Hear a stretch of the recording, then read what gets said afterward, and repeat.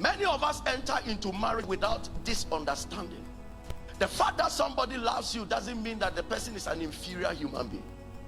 If you don't learn how to value who a man is, you will lose him in marriage. You may not lose him in a relationship, but when you enter into the marriage, you may lose him.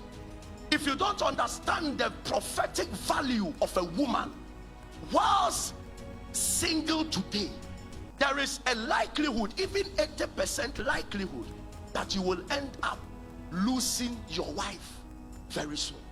The man is made as an authoritative figure. That is how the man is made. That is why every man you see have got a particular ego that must be massaged as though he's in control of life. That is who a man is. The man has been made to make command. The man has been made to bless. The man has been made to curse. The man has been made to be responsible for generations upon generations and the direction of generations.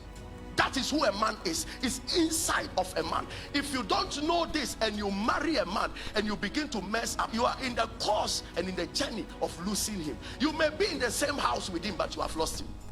That is what is happening in many homes today, because the woman didn't understand who she is dealing with. I will come to who a woman is. But women must understand who men are. Men are like, in quote, men are like demigods. They were made to take charge, to a point that when the man was made, God will create other creatures and bring it to a man, name it, and it is so. That is who men are. They enter a territory and they want to have a place in the territory. They want everybody to know that they have come. And when a man is dealing with a woman, she wants the woman to know that you are not different from me, you are not my slave, but I am a head. In a way, I carry a certain authority. And the woman must understand that every man that I meet is crying from the innermost part of his being, is crying for that response, that acknowledgement that I am in authority. And if you stand before a man and tell him, Kwasia, you don't know what you have done to his soul. If you stand before a man and tell him you are a useless man, you don't know. So women, we don't understand what we are dealing with. And you see, when you're a man, you have to learn the value of who a woman is before you enter into marriage. You see, in Genesis chapter 3, the whole glory of a woman was revealed, and that glory is beautiful. It's not their hair, it's not their makeup. When the serpent wanted to get to the man, he passed through the woman. And then when God came, I thought that God was going to bring a solution. The problem came through the woman. And then God turns to the serpent, the man, and the woman, and didn't point to the man and tells them that the seed of the woman. That means the problem came through the woman, the solution will come through the woman. Women are gates. Every spirit passes through them. If you are dealing with a woman, you are dealing with a gate. When the devil wanted to get to man, he passed through the woman. When God was bringing the solution, he passed through the woman. They are gates. This is the value of a woman. If a woman is in your house, she can rise up one day and tell you something. That's not flesh and blood talking to you, that's a spirit. That's why a man must learn how to build the woman. Build the woman towards God and not towards the serpent. If you leave the woman, he will be a comfortable microphone for both of them. They are available. Spiritism is in them. They are attracted to spirits. So it is the job of the man to know the value of the woman and then build the woman towards God, to a point that when the serpent comes, the woman is built against the serpent. You see, so your assignment in singlehood is to know who women are. That is why you can offend a woman and she sit down on the floor and begin to curse you. Mark the things that will come out of her mouth. You will see it pepper on earth. Men behave like gods, but a woman can invite a higher God over your destiny. So when you are dealing with a woman, you are dealing with someone who can switch at any time. Today, he is the prophetess of the devil. Tomorrow is the prophetess of God. So the moment you are a young man and you want to have a glorious marriage, when you meet a woman, be careful. This is not the time to be sleeping with her. This is the time to be training her spirit. and making her discern more of God than of the devil. That's not the time to be taking her to parties. That's the time to be taking her to teaching services, to understand the word of the Lord. That's the time to be telling her, have you done your morning devotion? To be drawing her to God more than to the devil. Because listen, and when the devil uses her, he has used her for free. So it's an understanding. Both parties must know the value that each other carries. I made up my mind when I knew the power that women carry. I made up my mind. The first woman I will say I love you is the one I'll marry. It was a decision. I went through university. This map didn't say it to anybody. Because you say what? When I promise 3 people and deceive them, 2 of them can give themselves away for the devil. It doesn't matter my tongues, they will blast me. So you see, having 2 girlfriends may be beautiful, but very costly. And then the 2 girls are fighting among themselves, and you are happy you tell this person come on Tuesday, you tell that person come on Thursday evening, and you do this and you feel like a boss. You have no idea what you are dealing with. What you are dealing with is a gate. When she opens to the devil, you are finished. You are not under any obligation to prove your love by spending all your lifetime savings on a girl you are not married to. All the provings must be done in marriage. Young lady, you are not under any obligation to prove that you are a marriage material.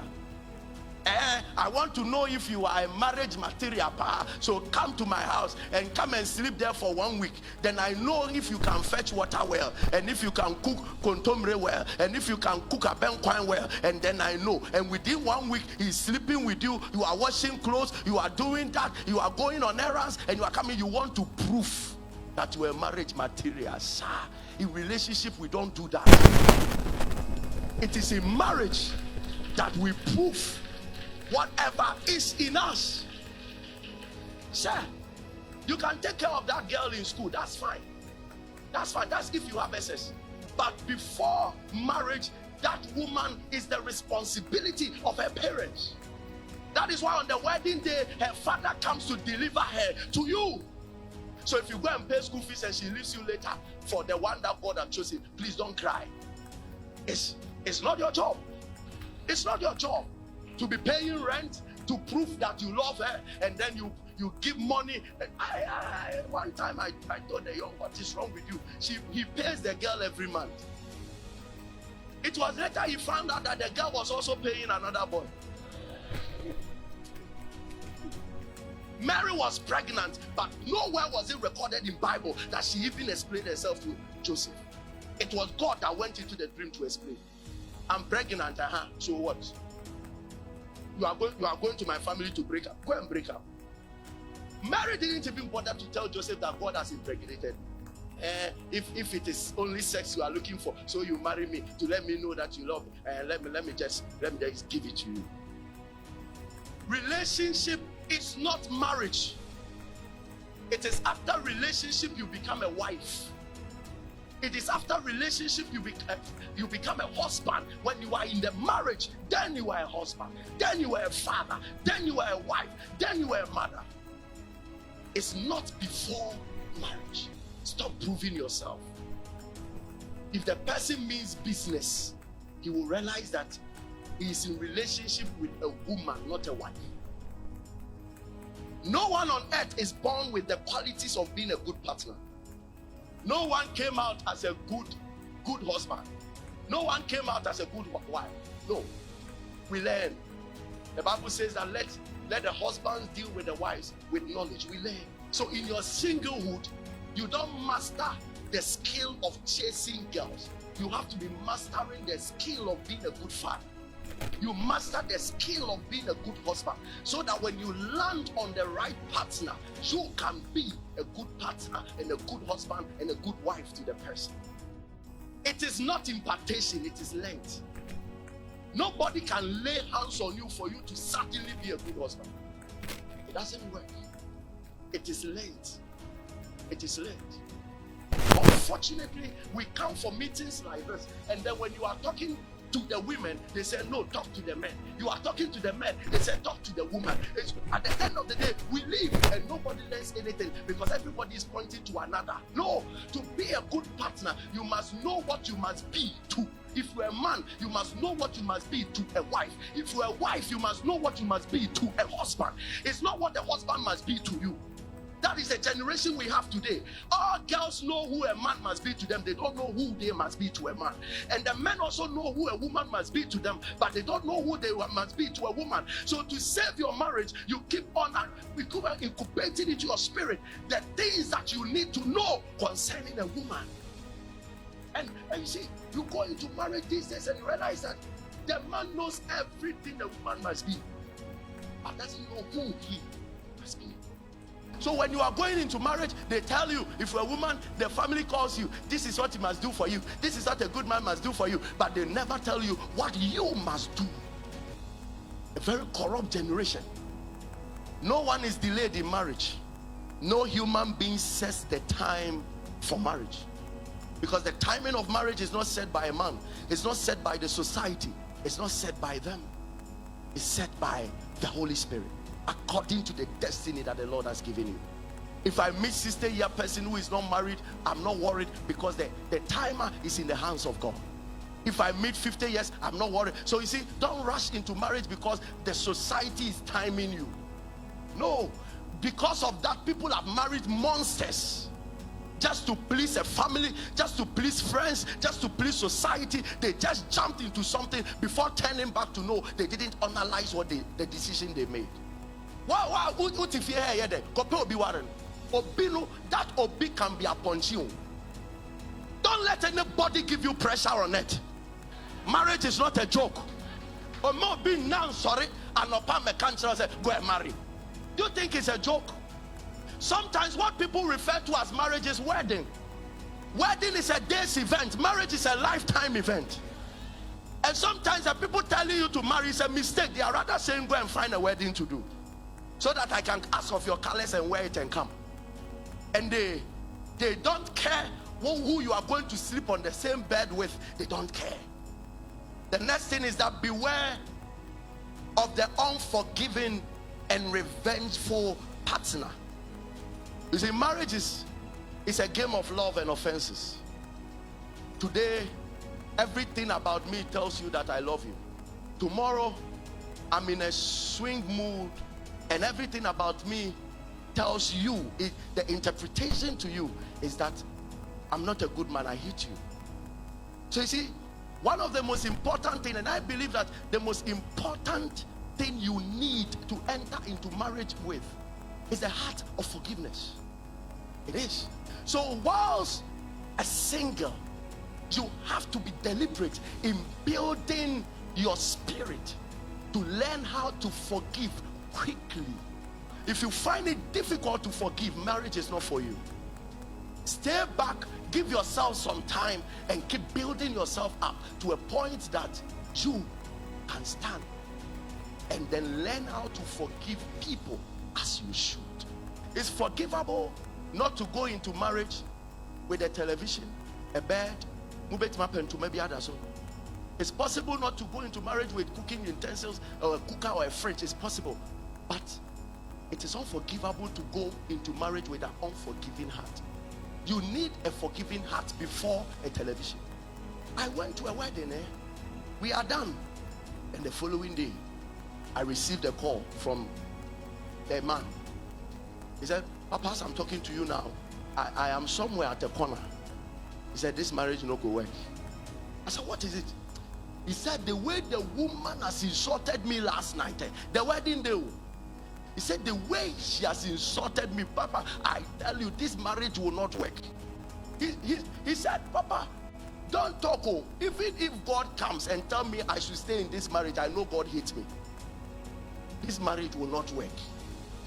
But you see, before they came, I told them, I sense you give yourself time. I'm not seeing things well. Give yourself time. Oh, Papa, the lady is in abroad and she has come and she has to go back and all that. So I called the family. I told them that I feel this marriage is in a rush. Take your time. They didn't mind me. Wedding night. Yeah, fire no more. No one will say fire. We will say me, this marriage, I not go enter. You see, as we are talking now, they are separated.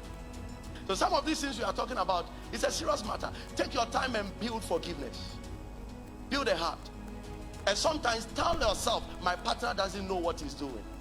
He or she will come to understanding very soon. If you don't have that heart, you will lose your marriage. Some of us are quick-tempered and we are doing nothing about it. You must tolerate me. This is who I am. Listen, nobody will tolerate you. Change. Build a good spirit around you. Build a sweet spirit around you. When we expect you to frown, smile. When we expect you to blast out, just smile. It's well. It's well. But what you see, you were doing that in the house and you were being applauded. Most of the things you'll be applauded by your friends, and your partner will not applaud you. Most of the things that you will do at home and all your parents are saying, wait, it doesn't work in marriage. It doesn't. Many people have lost good husbands because of this attitude. Many people have lost very good wives because of this, because they didn't want to change. There is a certain ego in them. They feel that this is who I am and everybody must accept me for who you are. No, not in marriage. Not in marriage. Not in marriage. Not in marriage. So if there is anything to learn, you learn it now. Now. Whilst you are single, intentionally build up your heart.